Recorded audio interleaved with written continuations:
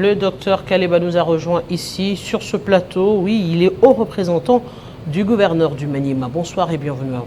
Bonsoir, madame. Oui, monsieur Kaleba, on va revenir sur la conférence qui se tient actuellement dans le Maniema. Qu'est-ce qui a milité aujourd'hui pour que l'on revienne sur cette question des mines, énergie et infrastructure? Ces trois thèmes sont pourvoyeurs du développement de la province du Maniema.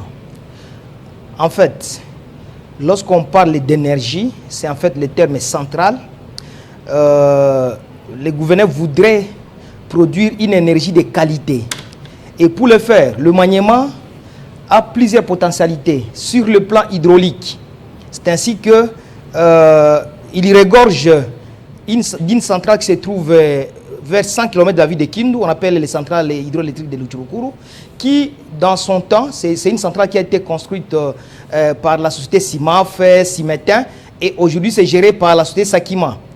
Et cette centrale, dans le temps, les constructeurs l'ont construit pour produire aux environs 6 MW. Donc, et les 6 MW aujourd'hui, ça pouvait industrialiser la ville de Kindu. Et lorsque nous avons des centrales qui produisent de l'énergie capable d'industrialiser, vous savez l'impact positif d'industrialisation d'une ville ou d'une province. C'est comme ça les gouverneurs. Or, cette centrale-là, la centrale hydroélectrique de Luchurukuru, et il y a une autre centrale même qui se trouve dans un état vraiment défectueux vers Amboué. Le gouverneur voudrait que cette centrale aussi soit actionnée. Et cette centrale peut nous produire jusqu'à 2 MW. La centrale de Luchurukuru, 6 MW. Déjà, la ville de Kindu peut avoir au moins 8.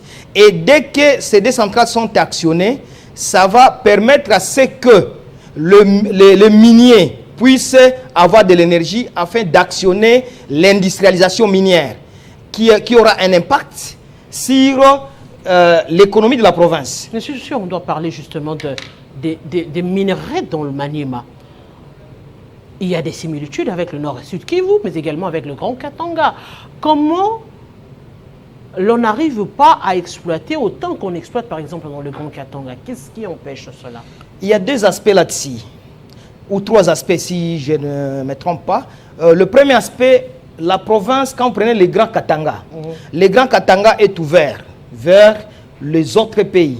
C'est-à-dire quand vous allez vers le Tanganyika, vous avez le lac Tanganyika qui permet, donc il y a les contacts avec l'Asie, tout ça, il y a des grands navires qui peuvent venir et ça arrive vers la Tanzanie et puis vous êtes vers le Haut-Katanga. Donc, l'avantage avec ça, quand vous allez la route vers Kasumbalesa, vous pouvez aller vers la Zambie, l'Afrique du Sud et consorts. Quand vous prenez les deux autres provinces que vous avez citées, le Nord Kivu, le Sud Kivu, les deux provinces sont en contact avec le Rwanda, le Burundi, voilà, et les autres pays de l'Est. Quand vous allez vers la Chopo, l'Ituri, là, ils sont en contact avec l'Ouganda d'un côté, vous avez le Soudan, voilà. Mais le Maniema dépasse sa position géographique. Le Maniema est au centre, et au vrai centre même des termes.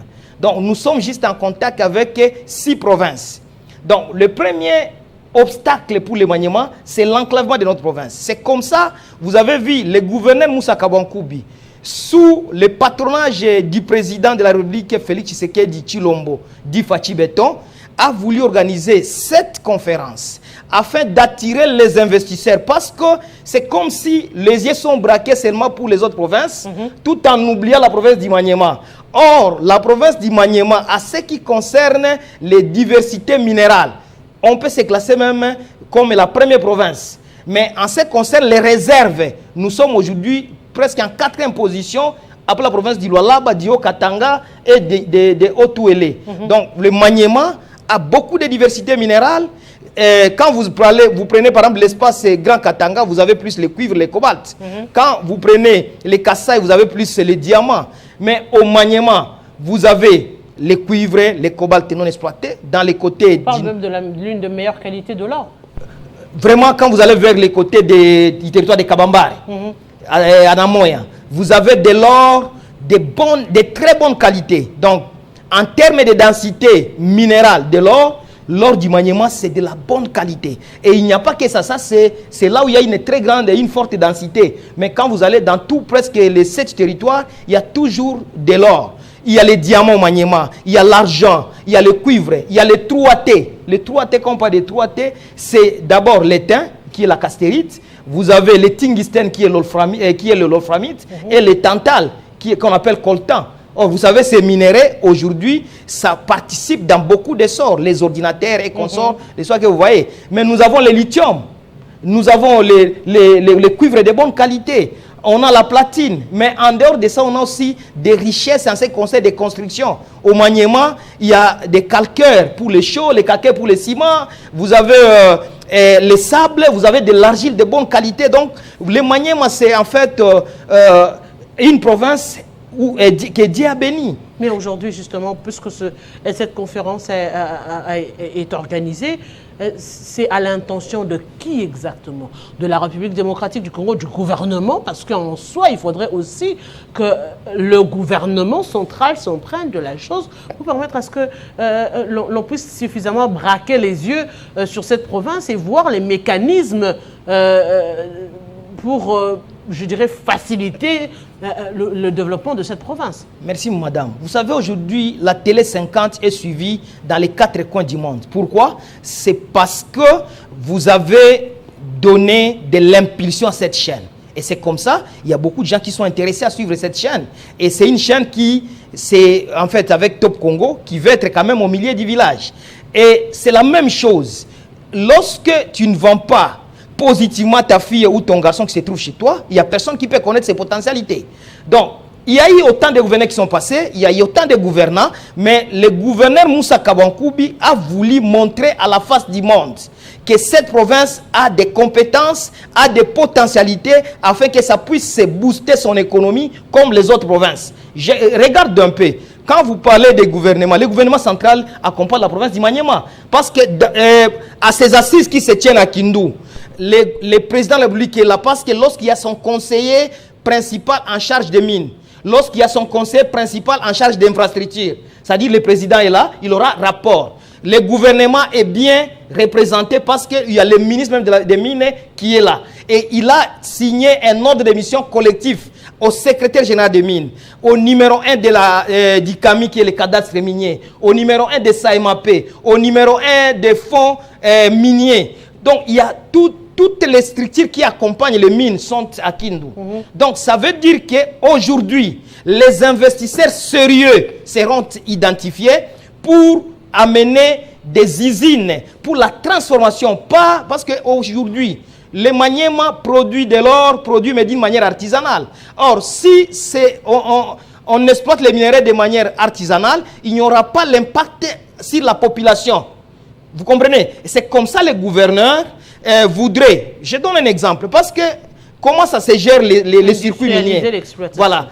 Le circuit minier est un peu complexe. Ce n'est pas le gouverneur qui peut octroyer aux miniers les carrés miniers. Il y a les cadastres miniers qui donnent les permis de recherche, qui donnent les permis d'exploitation, qui donnent des zones d'exploitation minière et consorts. Mais il y a des conditions. Parce que c'est le gouverneur qui représente le président de la République, il y a des conditions. On peut te donner, les CAMI te donnent une concession d'autant d'hectares et consorts que vous devez exploiter. Mais lorsque ça dépasse autant d'années que vous n'exploitez pas ou vous ne payez pas le droit de cette concession, l'État est capable de prendre cette concession et de donner aux investisseurs sérieux. Donc, c'est comme ça, vous voyez, dans les thématiques pour cette conférence, le gouverneur a donné, il y a d'abord, là je vous rappelle, il y a par exemple Rex Moupepel Monti, Léonide. Il était directeur général de la SEM. C'est vraiment une personne de ressources. En dehors de sa formation comme métallurgiste, il a travaillé dans plusieurs sociétés et il a un consultant international. Donc, il doit développer, il a travaillé d'abord au Maniema, et il doit présenter devant les miniers quelles sont les réserves réelles que le Maniema a, en fait que les investisseurs viennent et que nous, la province, nous profitions des redevances minières, que nous, la province, nous profitions des centres de santé que ces sociétés vont construire au profit de la population, que nous, la province, nous profitions des écoles que ces sociétés vont, et tout ça, ça se résume dans ce qu'on appelle les cahiers de charges. Donc, vous voyez aujourd'hui, et l'impact de tout ça, le gouverneur va donner des conditions. Vous voulez exploiter les minerais ici, mais regarde l'état des routes. Donc, il faut quand même nous amener des engins afin de faciliter la... voilà. Parce que vous savez, les maniements, oui, nous avons les 4 voies d'évacuation au maniement, mais au moins, nous sommes enclavés. Il y a une route qui quitte vers 36 km, qui relie la province du Maniema et la province de la Tchopo. Mais la route là a été coupée, ça fait des années, parce qu'il y a un affluent du fleuve Congo, la rivière Oulindi qui a été coupée. Donc, le gouverneur peut jeter d'abord dans un premier temps un bac, et la route qui est bien arrangée, mais je crois d'ici là, avec le leadership de notre gouverneur et sous le patronat du président de la République, je crois qu'on a déjà injecté dans l'exercice budgétaire de 2025, afin que ces ponts Oulindi soient réhabilités et vraiment la praticabilité ou la connectivité de la province du Maniema et la province de la Tchopo va se rétablir. Et au même moment, quand vous arrivez vers le territoire de Luboutu, vous pouvez aussi accéder vers la province du Nord Kivu. Et au même moment, le gouverneur voudrait aussi présenter l'état vestu de notre voie ferroviaire qui réunit la province du Maniema et la province du Haut-Katanga. Donc, tout ça sont des questions qui seront analysées au cours de cette conférence. Et partout au monde, on va connaître les Maniema. Et je crois d'ici là, nous aurons des personnes sérieuses, des investisseurs sérieux pour venir investir dans la province du Maniema. Est-ce qu'aujourd'hui, déjà avec le cadastre minier, il y a cette cartographie des